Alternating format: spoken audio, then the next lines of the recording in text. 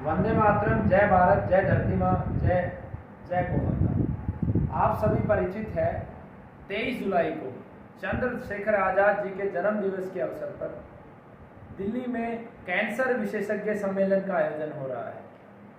चंद्रशेखर आज़ाद ने इस देश को आज़ादी के लिए बहुत बड़ा बलिदान दिया। आज संपूर्ण विश्व में 90 लाख से अधिक लोग कैंसर की वजह से प्राण गंवा देते हैं। विश्व को कैंसर से आज़ादी दिलाने के लिए भारत में सबसे बड़ा कदम उठाया है। दुनिया की सबसे बड़ी रिसर्च टीम इस सम्मेलन के बाद गठित होगी।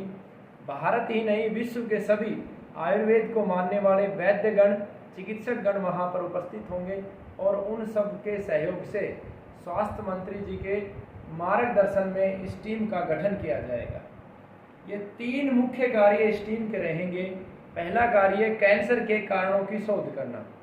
अनेकों बार अखंड भारत स्वाभिमान ने अपनी रिसर्च टीम के माध्यम से 32 कारण समाज को उपलब्ध करवाए जिनकी वजह से कैंसर हो रहा है। उसमें सबसे प्रमुख जो जयपुर का केस स्टडी है, आप लोगों ने पढ़ा भी होगा, जहां पर नेटवर्क टावर है, 32 से अधिक कैंसर रोगी वहां पर पाए गए। फरीदाबाद का कचरे का जो ढेर है जहां पे जलाया जा रहा है, उस गांव में जो कैंसर के अत्यधिक रोगी हैं, वो एक कारण। और अनेकों कारण समय समय पर भले ही गर्भ विज्ञान की जो गलतियां हैं, गर्भ का गलत समय धारण है, उसका शोध हो। अनेकों शोध गुरुकुल परिवार ने, अखंड भारत स्वाभिमान ने दिया। इसी तरीके से ये संगठन अब और बड़े लेवल पर कैंसर के कारण पर खोज करेगा। उसके लिए हजारों युवक घर घर जाके कैंसर रोगी के डेप्थ एनालिसिस करेंगे कि आखिर क्या कारण रहा ये रोगी बना। दूसरा जो सबसे बड़ा कार्य ये संगठन करेगा, वर्तमान परिस्थिति में अनेकों स्थान पर जो चिकित्सा हो रही है, जैसे आज हम मौजूद हैं नवग्रह आश्रम में, जहाँ हर माह लगभग 8,000 से 14,000 के बीच रोगी होते हैं। वहाँ का परसेंटेज ऑफ सक्सेस क्या है, लीवर कैंसर में कितना है, बच्चेदानी कैंसर में कितना है, रेक्टम कैंसर में कितना है, वो सक्सेस परसेंटेज निकालना। गुरुकुल में क्या है, अन्य स्थानों पे क्या है, पतंजलि में क्या है, वो रिसर्च टीम करेगी। उसके बाद जो तीसरा प्रमुख कार्य रहेगा, वो कार्य रहेगा रिसर्च का। महर्षि चरक ने जिस समय पुस्तक लिखी थी, या महर्षि वाघभट्ट ने जिस समय पुस्तक लिखी थी, तो उन्होंने इस भाव से उस पुस्तक को लिखा था कि मेरी आने वाली पीढ़ी समय समय पर इस पुस्तक में परिवर्तन करती रहेगी। तो आज वर्तमान समय में जो वातावरण के अंदर ऑक्सीजन का लेवल है, रसायनों की जो उपस्थिति है, मनुष्य की जो शारीरिक क्षमता है, उसके आधार पर नए फॉर्मुलेशन तैयार करना, ये तीसरा प्रमुख कार्य ये रिसर्च टीम करेगी। और इससे संबंधित सभी पुस्तकों का लेखन का कार्य भी ये सभी वैद्यगण मिलके करेंगे। मुझे खुशी है आज हमारे बीच में हंसराज चौधरी जी हैं, जो कैंसर के ऊपर बहुत बड़ा कार्य कर रहे हैं। हर माह लगभग 8 से 14,000 के बीच में ये रोगी देख रहे हैं। इनकी रिसर्च टीम काफ़ी बड़ी है और एक दिव्य गौशाला इनके पास है, औषधियों का भंडार इनके पास है और एक ही स्थान पर 400 से अधिक औषधियाँ इनके पास है। मैं बार बार इनको नमन करता हूँ, वंदन करता हूँ और इस कार्यक्रम के लिए आमंत्रित भी करते हैं इन महान हस्ती को, जो राष्ट्र के लिए, प्रकृति माँ के लिए, गौ माँ के लिए, आयुर्वेद के लिए पुनः जीवित करने का ये प्रयास कर रहे हैं। और मैं चाहूँगा कि इस कार्यक्रम में जरूर उपस्थित हों और इस संगठन का प्रमुख हिस्सा बने और साथ में हमारे दर्शकों को इस कार्यक्रम के विषय में 2 शब्द अवश्य कहें। आप सभी दर्शकों को मैं हंसराज चौधरी, संस्थापक श्री नवग्रह आश्रम सेवा संस्थान की ओर से प्रणाम करता हूं। और मैं साथ ही साथ प्रणाम करता हूं, सबसे पहले अगर मैं राजीव भाई दीक्षित को प्रणाम नहीं करूंगा तो शायद ये सपना पूरा होने में कहीं संशय होगा। अपना ही देश, अपनी ही औषधियाँ, अपना ही जलवायु और दादागिरी किसी और की, सीधे शब्दों में एलोपैथी की, उसकी नहीं, ये नहीं चलेगा। गुरुकुल जो काम कर रहा है आचार्य जी के सानिध्य में, नवग्रह आश्रम जो काम कर रहा है रिसर्च टीम के सानिध्य में, बेसिकली सभी सर्च कर लिया है महर्षि चरक ने, सुश्रुत ने, वाघभट्ट ने। अब तो केवल रिसर्च होना है, वापस उसको ढूंढना है। तो ये ढूंढने के लिए जब आचार्य जी का आश्रम काम कर सकता है, नवग्रह आश्रम काम कर सकता है, केरल में मेरे जो मित्र डॉक्टर थॉमस काम कर रहे हैं वो कर सकते हैं, डॉक्टर केली ऑस्ट्रेलिया में जाके काम कर सकती है, जब कलकत्ता में बनर्जी काम कर सकते हैं। तो जब इतने लोग कर रहे हैं तो फिर बस ये एक प्लेटफॉर्म पे नहीं आ रहे थे, ये सभी अपनी अपनी डफलीन, अपना अपना राग, परंतु औलादें तो सब चरकी है तो सब भगवान शंकर के ही उपासक है। तो मैं वास्तव में इस वीडियो के माध्यम से और आचार्य जी को पुनः प्रणाम करता हूँ। आपने मुझे इस योग्य तो समझा कि कम से कम मैं वहाँ आके आप लोगों के दर्शन लाभ लूँ, और मैं खुले मन से स्वीकार करता हूँ इस निमंत्रण को। मैं बिल्कुल 100% आऊँगा। और सबसे बड़ी बात है ये कि ये जो सोतन वाला व्यवहार है ना, ये मेरे मन में बड़ा कुड़ता है। एलोपैथी माँ हो गई हमारी, कब की माँ हो गई यार? 300 साल तो उसका जन्म हुए नहीं हुआ, हम तो 5,500 वर्ष पुराना बड़ा भाई है। मतलब कब से मतलब ये एलोपैथी माँ हो गई हमारी।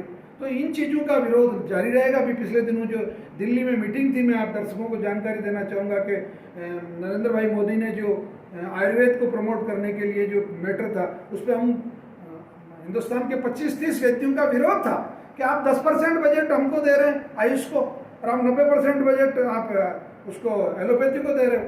तो वो मीटिंग बहुत सक्सेस रही, और 2 दिन जो मीटिंग होनी थी वो मात्र 6 घंटे में डिसीजन हुआ कि नहीं, बिल्कुल अब हम सम्मानजनक तरीके से ये हम 50-50 पे राजी हुए। तो साहब संघर्ष तो करना पड़ेगा। ये दादागिरी का धंधा है साहब। आयुर्वेद किसी की मोहताज नहीं है। यह दादागिरी है आयुर्वेद की कि अगर आपको जिंदा रहना होगा तो आयुर्वेद को सलाम करना पड़ेगा, सीधी सी बात है। उसके लिए ज्ञान जरूरी है। और आप लोग जहाँ खड़े हैं आचार्य जी, ये 7,500 पुस्तकों का शब्द समुद्र है, और ज्ञान कहाँ नहीं होता। लोग सिर्फ ज्ञान देते हैं, वेद कहाँ है, पुराण कहाँ है, उपनिषद कहाँ है, डिक्शनरीज कहाँ है, आयुर्वेद का, अरे सब यही है। आदमी मेहनत करे तो क्या नहीं हो सकता। तो मैं पुनः प्रणाम करता हूँ आचार्य जी को, आपके मिशन को, इस अभियान को।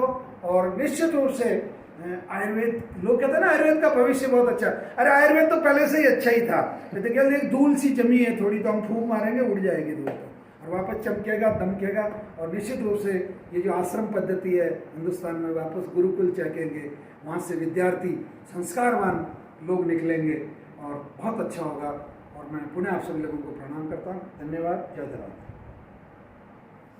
सबसे पहले तो बहुत बहुत धन्यवाद आपका, इतने अच्छे से आपने पूरा विस्तार से बताया। और बताना चाहूँगा कि बार बार जो एलोपैथी के डॉक्टर आयुर्वेद के वैद्य गणों को ये कहते हैं कि कोई एक केस दिखाओ कि रोगी ठीक हुआ है बिना कीमोथेरेपी के, तो इस कार्यक्रम में पहली बार ऐसा होगा कि सभी वैद्य गण अपने डाटाबेस के साथ आ रहे हैं। रोगी का नाम, पूरा पता, उसके मोबाइल नंबर, और उसको किस प्रकार का कैंसर था, और ठीक होने के बाद की रिपोर्टें, ये सारा डाटाबेस के साथ वैद्यगण आ रहे हैं। और एलोपैथी के जितने भी चिकित्सक हैं उनके सामने भी ये डाटा होगा, स्वास्थ्य मंत्री के सामने भी ये डाटा होगा। और साथ में मैं एक बात और कहता हूँ कि दुनिया में चिकित्सा से संबंधित जितने भी कार्य हैं वो आयुर्वेद की ही देन है। भले ही अब आज आयुर्वेद के एक हिस्से को निकाल के कोई नेचुरोपैथी बोल देता है, उसी के एक हिस्से को उठा के कोई होम्योपैथी बोल देता है, और एलोपैथी में भी जो ऑपरेशन है वो भी आयुर्वेद की ही देन है। और ये रिसर्च टीम दोबारा से ऑपरेशन का जो कार्य है, जहाँ पे कैंसर में ट्यूमर का साइज बहुत बड़ा हो जाता है, ऑपरेट करने की आवश्यकता होती है, इस रिसर्च टीम के माध्यम से लगभग 100 एकड़ भूमि में भारत का सबसे बड़ा कैंसर रिसर्च बनेगा। वहाँ पे आयुर्वेद और एलोपैथी के माध्यम से पहले एलोपैथी की मदद भी ली जाएगी ऑपरेशन करने के लिए, और बाद में हमारे विद्यार्थी पूर्ण आयुर्वेद की पद्धति के माध्यम से ऑपरेशन भी करेंगे, सीखेंगे भी, और इस कार्य को दुनिया की सेवा के लिए आगे बढ़ाएंगे। क्योंकि भारत ने सदैव ही विश्व को रास्ता दिखाया है, ज्ञान के रूप में, ध्यान के रूप में, विद्या के रूप में, संकट का सहारा बना है भारत। पुनः कैंसर को हराने के लिए भारत दुनिया का मार्गदर्शन करेगा, ऐसी हम आशा करते हैं, ईश्वर से प्रार्थना करते हैं। वंदे मातरम, जय भारत। स्वामी जी, आपके इस अभियान की मैं आज ही से शुरुआत कर रहा हूँ।